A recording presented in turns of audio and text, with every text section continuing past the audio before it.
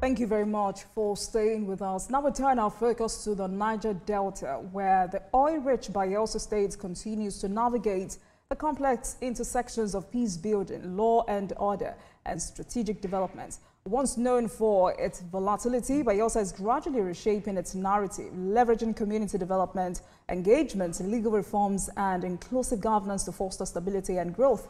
But how sustainable are these efforts, and what more needs to be done to secure long-term peace and prosperity? For the next few minutes, let's explore the evolving dynamics of security, justice, and development in Bayelsa State. On the program tonight is Dr. Everard Don Abednego, Technical Advisor on Communications and Strategy, Bayelsa State. Good evening to you, Dr. Abednego. Thank you very much for joining us on the program. Good evening, and thanks for having me. Very crucial conversation, because Bayelsa State has come a long way from its days of unrest and instability. But now it looks like there's a renewed focus on peace building, enforcing the rule of law, and laying the groundwork for long-term development. What's driving this change, and is it reaching the people who need it? Yeah, I think the most important thing is bearing in mind the long stretch of history that we're coming from in terms of agitations and complaints about inappropriateness of the federal government doing things to the Ijaw people and indeed the Niger Delta. In Bayelsa State, a new lease of life is what is reigning today, because it's deliberate. We are talking about good governance now in Bayelsa State. We are talking about security. We are talking about building critical infrastructure. The whole essence is to provide the livelihood of the people by bringing prosperity to bear. And so when you look at all that is happening, we're looking at the tenets of good governance, the fundamentals, inclusivity, political tolerance. We are talking about building infrastructure that will endure a legacy. And that is why when you look at it, matters of security all over the world, nations and states are talking about the imperative of having a safer and secure environment. We can't have a Niger Delta, indeed in Nigeria, where Bayelsa State is under a tolerant situation. We have a situation now in Bayelsa State where everyone believes that his life matters. Everyone believes that his neighborhood must be secured. Everyone believes that the security, the soldiers, security agencies that are there in Bayelsa State come from families, and they must also live to see the next day before we'll be protected. So when we talk about the level of security achievement we've made, it's about the people showing ownership and responsibility. This thing has not come as a magical wand. It's about showing leadership. The governor came and he met with the people through collaboration and partnerships, all critical stakeholders. And the storyline is very simple.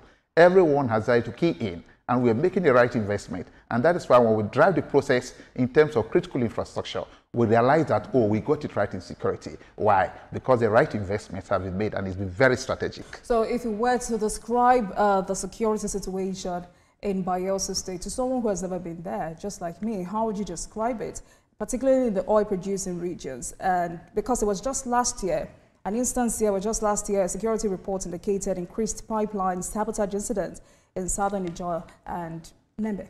I think it was largely a reportage that was a fluke. But the reality, yes, I say that because I'm coming from there. The reality is that Bayelsa State has been largely adjudged as the most peaceful state in the country, not by political leaders like my governor and others, no, by security assessors, the Inspector General of Police, DMI, the military officers, the civil defense, critical stakeholders, civil society organizations, CBOs. Everyone believes that if there is one state in this country that has demonstrated that, yes, the people can show ownership and have a peaceful and stable state, is Bayelsa State. So it is not true after all that in Bayelsa State we have issues of insecurity. However, there isn't a place you can have a perfect security situation, just like the Western Climes too. But in Bayelsa State, when commitments are well intended, when a political leader like the governor of the state decided not to interfere with criminal activities, elements of persons arrested, wanting to delve into pilfering and all of that. No, in Bayelsa State, there is zero tolerance to crime and criminality. Well, are there high-risk areas that the government considers economic security flashpoints? And how are they being protected? Well, the first thing is to know where we're coming from. We're Ijaws, and when you look at the story of the Ijaw people, which incidentally the heart of the Ijaws is Bayelsa State, the homeland of all Ijaws, we realize that we are coming from a very, very terrible history of people wanting to say at all times that we must agitate for our rights because the Nigerian state largely deprived the Ijaw people of the wealth that God has endowed in them. Remember, much of what is used to develop this country comes from Bayelsa State. And so over the years, our founding fathers, our leaders of yesteryears, they kept pushing that, look, let's our right be given resource control. Let's talk about derivation fund. Now we're talking about the tax reform that Mr. President has signed into law. All of that is a combination of our agitations and desires. Of course, we can say it for free. These days, we don't go for the guns anymore. What Ijaws and Bayelsans are doing today is about intellectual engagement, diplomacy at its peak. And that is why whoever becomes a governor in Bayelsa State must understand the storyline of the people. You must show an uncommon patriotism and ensure that you commit the resources of the people to driving a new public mindset that will understand that in the coming years, we are not only working on the short term. How will Bayelsa be in the next 20, 50 years? So we must build the roads. We must bring the people that were long forgotten. We must build the hospitals. We must build the schools. And not just schools. We must build schools and bring partnership and collaborators, either the banking industry, the multinational organization, multi-links, and, you can talk even Microsoft. And what we are doing in Bayelsa is to ensure that, look, all our children can have quality education. The teachers must get the best of ability to impart. Why? Because they have been trained and rebranded. The essence is to reprofile the educational status of the state. Are we getting it right? Of course, yes. And that's when you look at rating in terms of education today in the country. We'll get to education in a minute. But quickly, before we move there, the impact of pipeline vandalism on state and national revenue. What's the collaboration between the state government and the federal government in curbing this criminal activity? Yeah, in Bayelsa State, at all times, Mr. President continues to pat the president on the back, pat the governor of my state on the back by saying, Diri, you're doing very well. If not of you, the realization of these 2 million plus barrels per day of crude oil will have been very difficult in order to drive the new renewal agenda of Mr. President. But I can tell you for free, in Bayelsa State, because we'll be able to hold the 4 A's to ensure there is peace and tranquility, critical infrastructure of government are protected at its peak, not just because soldiers are there, not because policemen are there. Our people understand that for the governor to build the roads, we must have a secure state. And therefore, every critical infrastructure of the federal government located in Bayelsa State, the people are resolved to say no to violence, no to pipeline vandalization. Why? Because when the crude oil revenue goes up, Bayelsa State will have much more money to strengthen health service delivery in the state, to build bridges and schools, and ensure that most of those primary health care can be brought up to the B level where they can deliver the base of complex surgical operations, and of course, even the tertiary levels of dispensing health services. I don't think 30 minutes would be enough for this conversation, because I see that the governor is doing a lot, but it looks like the governor and the president have a very cordial relationship. Is there a possibility that the governor moves to the APC very soon? Well, I think it's almost the question that we get from every platform that we reach. One thing is there. Every president in this country would desire to have the likes of Governor Diri to be within the fold. Whereas people are talking about defection, in Bayelsa State, and indeed the governor of Bayelsa State, he sees that largely as a distraction.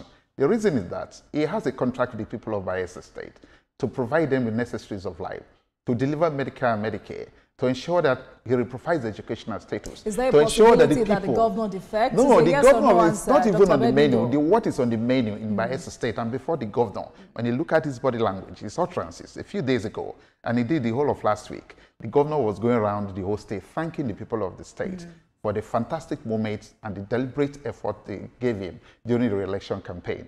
And in the moments of that, it was led by the People's Democratic Party. In Bayelsa State, we don't know whether other parties are in existence because all Bayelsans are in one party. The reason because of the quality leadership the governor has given. So the governor is going telling the people why we need to strengthen our belief in democracy.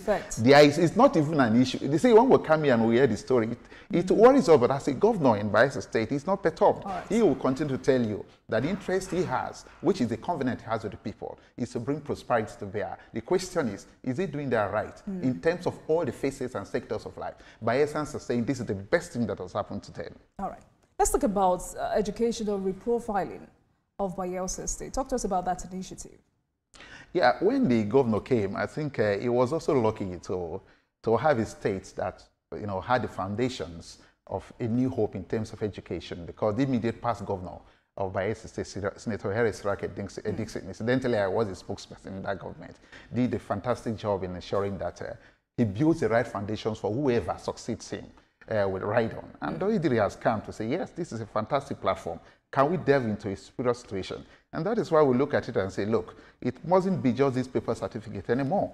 So what do? We want to bring some innovations, and that's why the governor has brought, vocational studies, technical colleges in all local governments of the state, and not just building the schools, to ensure that they are boarding schools where the government feeds the kids, it takes care of their medical bills, it takes care of their tuition fees, everything is free. Look, right. The intention is that we want to ensure that these are young persons who can become, employers of labor, self-dependent. And it sounds good, Dr. Abednego, but what strategies are in place to tackle the learning gap between urban and rural students? And I'm asking because the information we got is that communities or the teachers and parents were not adequately consulted before these changes were rolled out. And some communities feel sidelined. That's, initiatives that directly affect their schools and children, they're not in the know. It is not true at all. The reason being that in Bayelsa State, that's what we call policy inclusivity. The governor of Bayelsa State has never made a single policy any day without consulting the people. Everything that is a process of this government, of Diri, is a product of the people. Are you talking about the people in the urban area? When I say the people, it's an inclusive arrangement. The governor goes to communities. He invites traditional rulers, critical opinion leaders, women leaders, youth leaders. They meet time after time. Let me tell you, it's very important. The decisions of this government in terms of policy implementation are placed on the pyramid of needs. It's not about the governor deciding. The people come and say, these are the things that we have as demands. However, on the basis of needs, which are the most important, and the people say this one and this one and this one. So any community get to Bayelsa State, what the governor is doing is the desire of the people. All the thing the governor is doing is ensure. It shows leadership, and it ensures that there is transparency. It ensures that there is inclusivity. It ensures that, look, the policy of this government can be predicted any day, and that is why the world over, everyone wants to do business in Bayelsa State because any governor who invests in education shows that he cares about the young people of the state. But what I also know is that the reforms expect more from teachers without addressing their welfare, salaries or training. Teachers are overwhelmed and under-resourced to deliver on this new expectation. How is the governor addressing this? There is one state that is slightly silent in terms of, teachers' agitations. There is no more, everyone is not paid. There isn't a pensioner in Bayelsa State that isn't given attention. You don't need to know anyone. And there has never been a day where any school in Bayelsa State is under lock and key under this governor. The reason is because this governor places primacy on education. And for you to get it right in education, those who are dispensing the services to the pupils and the students must be well taken care of. If you ask, so which are the states that is false? No. They say, look, in Bayelsa State, we discussed with members of the teachers community. They will tell you they've never had it so good. The reason is because their salaries are not just paid. Their salaries are paid as at when due. That's number one. Number two, Bayelsa State is one of the highest paying, states in terms of teacher salary. And three, very important, you don't need to finish your years as a teacher and you start looking here and there on how your gratuities and pension will be paid. You don't need to know anybody. The policy is so inclusive, it's so transparent, and it's scientific. We're using technology. And above all, the governor is using real political will to say, these are things that are doable. Those days when teachers will not be paid, and we expect them to deliver as fast. And let me say it's very important. Okay. And that's why you can see the collaborations we are making from Microsoft, the banking community, commercial banks, multinational companies. Everybody will want to be part of this cake building machinery. The reason is because they are saying transparency. Look, where there is peace, where there is transparency, where there is inclusivity, where there is political tolerance, what else more? And the governor is saying those projects that we must do, those policies that we must implement, must be a reflection of the desires of the people. And Bayelsa saying these are the right things. Yes, they are. I hear you. And we'll ask our reporter to confirm that because, when these kinds of reports come in, the important thing is to get clarification from the state government. But we have an Electricity Act that has now created a structure where states are now empowered to generate, transmit, distribute, and regulate electricity within their borders. When will Bayelsa State join the list? It's not about Bayelsa State joining. Bayelsa State is oftentimes under Diri, always the first to key to any opening that is going to bring prosperity. We have about 11 states. And so that I want to tell you, the first state that has keyed into it is not another state. It is Bayelsa. And that is why, in fact, regrettably, let me mention that a few months ago, precisely sometime last year, Bayelsa State was in complete darkness for about 4 months, and that is unexpected, and that is unnecessary. Because the list out there, I do not have Bayelsa on this list. Let me tell you, I have Enugu, Ondo, Ekiti, Imo, Oyo, Edo, Kogi State, Lagos, Ogun, Niger, and Plateau. And this report just came out 2 days ago. No, I want to tell you for free. Ask your correspondent who was there in Enugu, they will tell you. The governor of the state, in reaction to that sad situation of being in darkness for 4 months, discussed with critical stakeholders and assured them, I'm going to solve this thing once and for all. And that's why we are also thanking Mr. President for ensuring that they remove this power generation from the exclusive list and giving it to states to do that. Bayelsa State has already procured 60 kilowatts of transformers. As we're talking, installation is ongoing. The intention of the administration is to ensure that we'll have 24 hours uninterrupted power supply. The environment is ready. Our target is that between this month, July, we're entering, and August, the 2 turbines must have been installed. And we have told the people repeatedly, without mincing words, by December, Bayelsa State is going to have 24 hours uninterrupted power supply, the first in the country. And we bet our heart, and we tell anyone, go and check, write it down. On record, this is Dr. settled. Abednego. It is settled already. By December, Bayelsa State is going to have 24 hours uninterrupted. But very importantly, why we are doing that is because this government has spent so much money to build capacity in our youths, our women, so that they cannot depend on government all the time. They can become young entrepreneurs, employers of labor. They can create wealth for themselves. But in all of these trainings that we have given them, sometimes with so much startup packs, bringing experts to monitor and evaluate them, one thing is missing. If we do not have power generation, then all that they will be making will be going to energy source. And that's why we're saying, look, we must ensure we build a new entrepreneur society, but with power generation. Yes, we can. And that's why we're making this investment. It's critical. All Bayelsans are happy.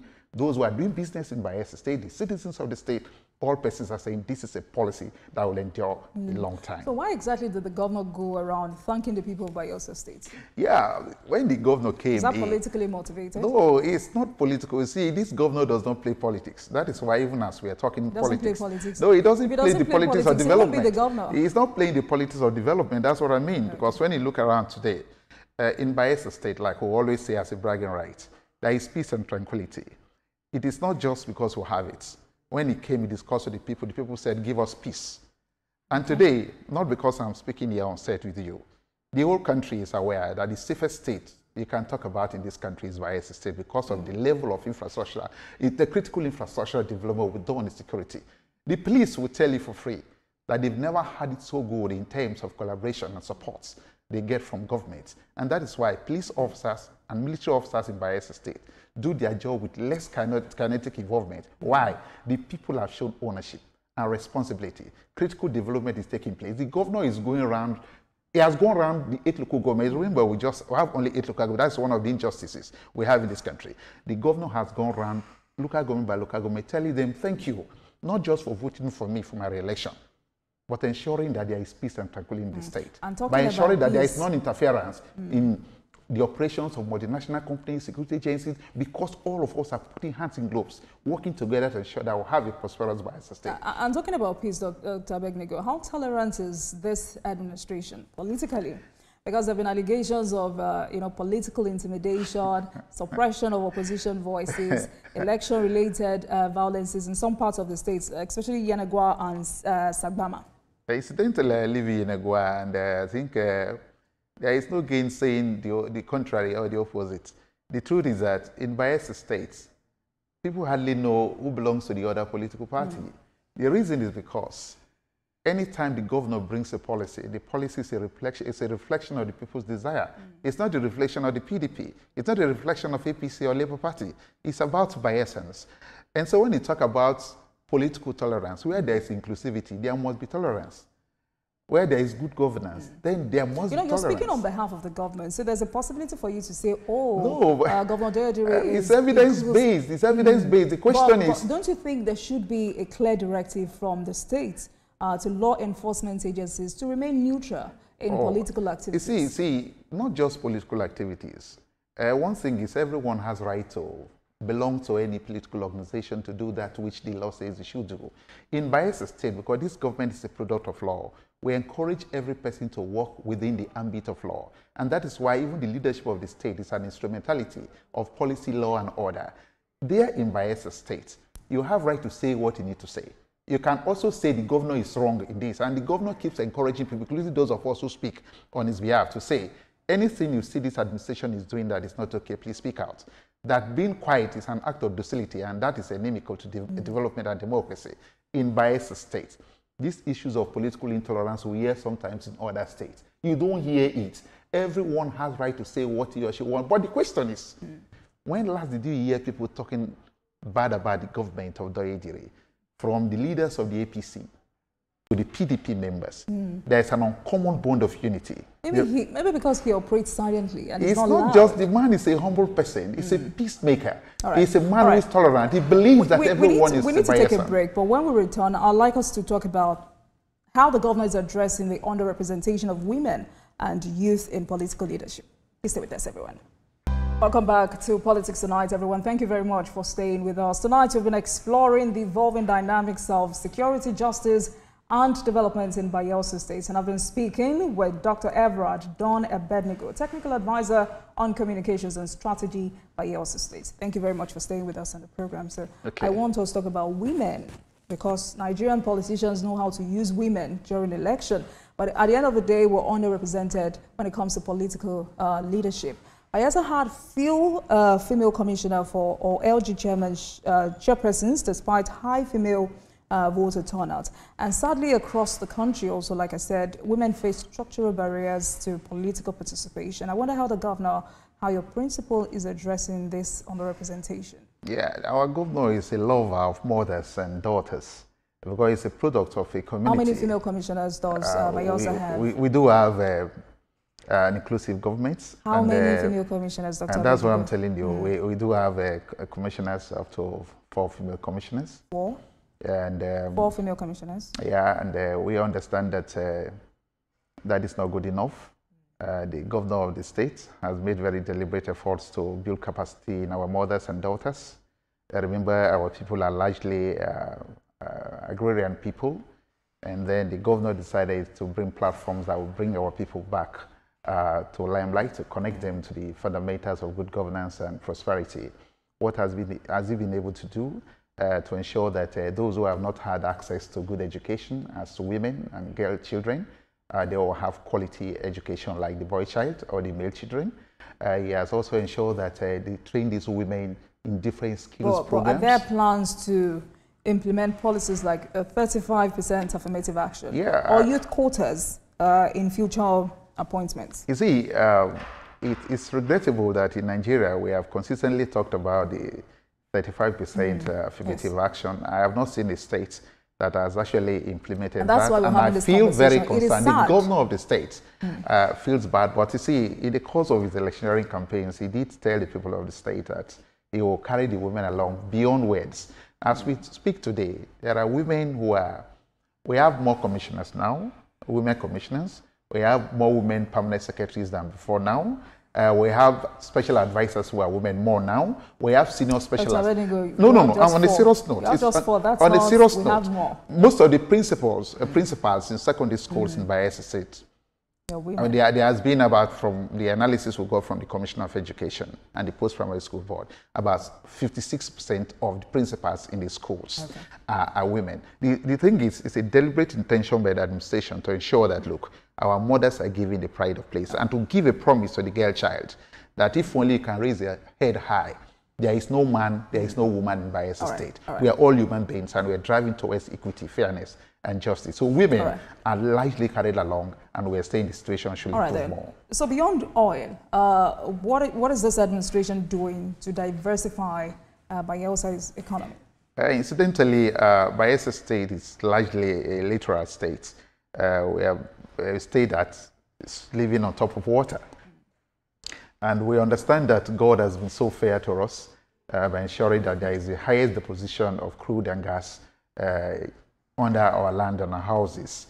But we understand that over the years we have been depending on statutory allocation to drive the process of development. Thank you for being honest. That is the truth. However, the governor has come to say we must diversify the economy. How do you diversify the economy? There are fundamentals to diversify an economy. The first thing you need to do is to get it right in security.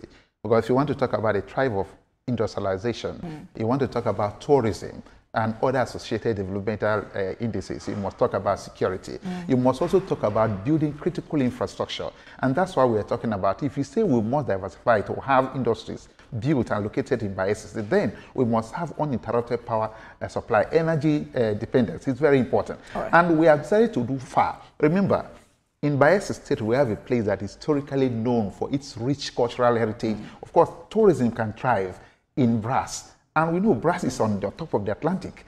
And the wealth of this world, like the president did open the blue economy, and Bayelsa State was the first that came into it to open a Ministry of Blue Economy. What are we doing about it?